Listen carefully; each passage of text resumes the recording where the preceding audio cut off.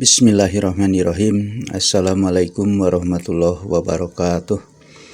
Alhamdulillah, la haula wa la quwata illa billah. Asyhadu an la ilaha illallah wahdahu la syarikalah wa asyhadu anna Muhammadan abduhu wa rasuluhu alladzi la nabiyya ba'dah. Sahabat pena, panggung kemanusiaan dan keadilan tampaknya masih berdurasi panjang, yakni kasus meninggalnya Brigadir Yosua dalam tragedi tembak-menembak di tanggal 8 Juli 2022 yang lalu. Sudah 21 hari lebih ya, kasusnya belum ada titik terang sampai kapan ini akan bisa diselesaikan oleh pihak kepolisian. Pasalnya sampai saat ini pula belum ada tersangka. Padahal menurut para pengamat, baik itu kriminolog ataupun menurut purnawirawan ya, baik TNI maupun kepolisian seperti halnya Komjen Purnawirawan Susno Duaji mengatakan bahwa ini bisa diselesaikan dalam 1 hari saja. Karena fakta-fakta atau data-data yang bisa dijadikan bahan penyelidikan itu sudah jelas. Beda lagi kalau kita menemukan jenazah di sungai, itu agak sulit. Namun begitu juga menurut hemat saya, dengan profesionalisme kepolisian itu bisa diungkap ya. Meskipun temuan jenazah di dalam sungai yang belum jelas identitasnya. Sebuah persoalan seperti halnya dalam kasus kriminal ini ya, tragedi tembak-menembak antara polisi yang menyebabkan terbunuhnya Brigadir J. Manakala memang ini sudah jelas, sudah bisa diungkap dengan semudah-mudahnya, kenapa mesti dipersulit ya? Sehingga mengundang pertanyaan dari publik, ada apa ini sesungguhnya? Ya wajar publik mempertanyakan karena sesulit apapun, yakin kepolisian itu bisa mengungkap sesuai dengan tupoksinya. Padahal di dalam ajaran Islam, apalagi yang mudah ya, yang sulit pun itu harus dipermudah. Yasiru wala tu'asiru.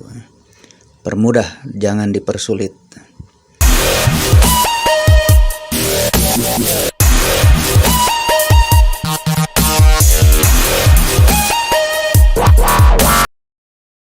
Pada kesempatan ini, Komnas HAM dibilang cukup eksis ya dalam kasus ini.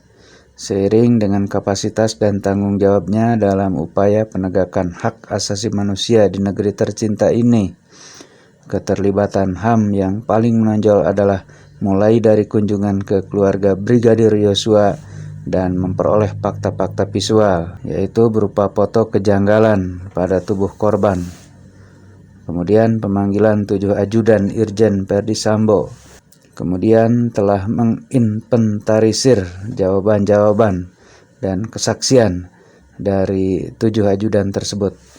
Sampai konon Komnas HAM juga punya temuan CCTV.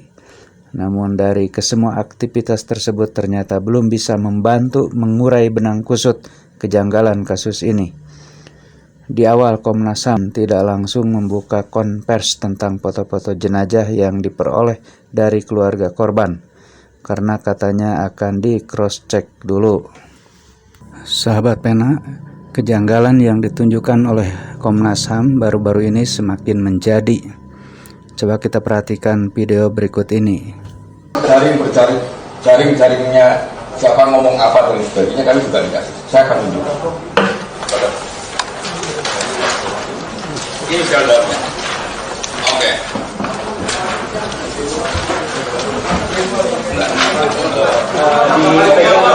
Oke ya. Belum Pak. Dipegang berdua.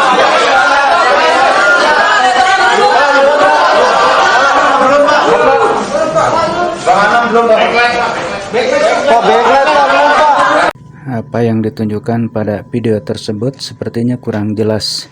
Maka saya mencoba mencari-cari dalam artikel apa gerangan yang disampaikan pada konferensi pers tersebut. Selanjutnya akan saya bacakan berita atau artikel yang dimuat oleh pipa.co.id. Judulnya, isi video Komnas HAM lipat kertas di konferensi pers Brigadir J. Dimuat hari Jumat 29 Juli 2022 oleh Surya Aditya. Pipa Trending. Komisi Nasional Hak Asasi Manusia atau Komnas HAM tengah menjadi sorotan usai melangsungkan konferensi pers terkait tewasnya Brigadir J. Pasalnya, perilaku mencurigakan ditunjukkan Komisioner Komnas HAM Muhammad Khairul Anam. Perilaku mencurigakan yang ditunjukkan Komisioner Komnas HAM itu disadari oleh publik ketika videonya viral di media sosial, medsos. Video yang diunggah akun Gung Prats di TikTok tersebut menayangkan potongan ketika Anam menyampaikan beberapa hal dalam konferensi persnya. Dalam konferensi pers tersebut, Komnas HAM yang diwakilkan Khairul Anam mencoba menunjukkan bukti di hadapan awak media mengenai kasus kematian Brigadir J melalui selembar kertas. Namun hal yang dicurigai dan dirasa janggal oleh publik muncul di saat Anam diberikan selembar kertas oleh seseorang.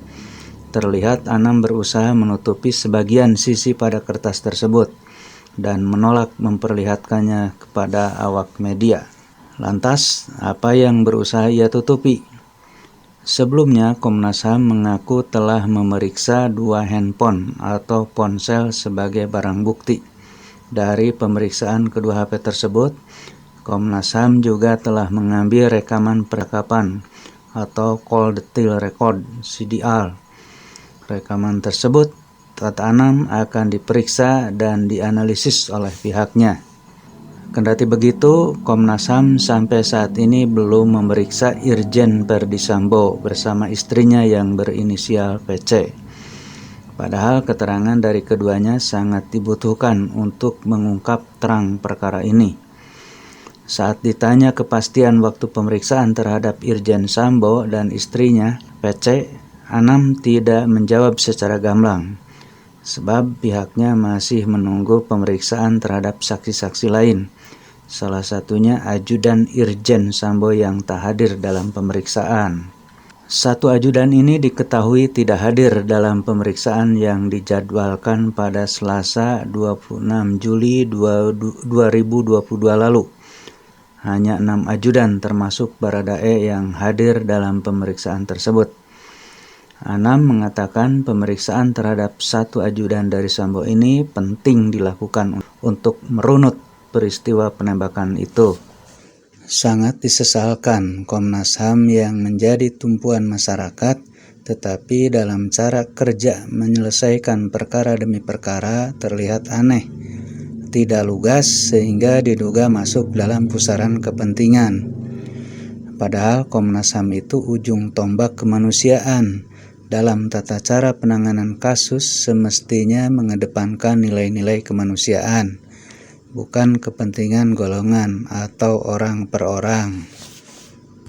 Apabila kita perhatikan selama ini, Komnas HAM senantiasa terjun dalam setiap tragedi kemanusiaan. Namun hasilnya tidak sebagaimana yang diharapkan. Maka wajar apabila ada asumsi hanya menggugurkan kewajiban saja, agar jangan terkesan pasif di hadapan publik. Sebagai contoh yang terakhir adalah kasus kilometer 50. Di awal begitu gencar melakukan penyelidikan, namun di tengah perjalanan tampak konferensi persnya mulai memutar-mutar, tidak lugas sehingga hasilnya pun tidak jelas. Seperti halnya pada penanganan tewasnya Brigadir Yosua, tampak mulai memutar-mutarnya pada saat menerima fakta foto-foto dari keluarga korban. Konferensinya tidak merinci temuan, melainkan kronologi perjalanan menemui keluarga korban, dan telah memperoleh foto-foto dari keluarga, katanya, yang selanjutnya akan di cross-check terlebih dahulu. pada akhirnya disalib oleh tim kuasa hukum keluarga Brigadir Yosua yang langsung merilis foto-foto berisi kejanggalan luka di sekitar tubuh korban. Sementara Komnas HAM masih terus aktif dalam wacana pengungkapan. Upaya pemanggilan 7 ajudan Irjen Verdi Sambo nuansanya begitu menggelegar. Namun rilisnya lagi-lagi tidak jelas dengan alasan ingin di cross-check terlebih dahulu dengan mengambil keterangan dari sekitaran rumah tempat kejadian perkara. Namun sampai saat ini belum memanggil Irjen Verdi Sambo dan istrinya untuk dimintai keterangan.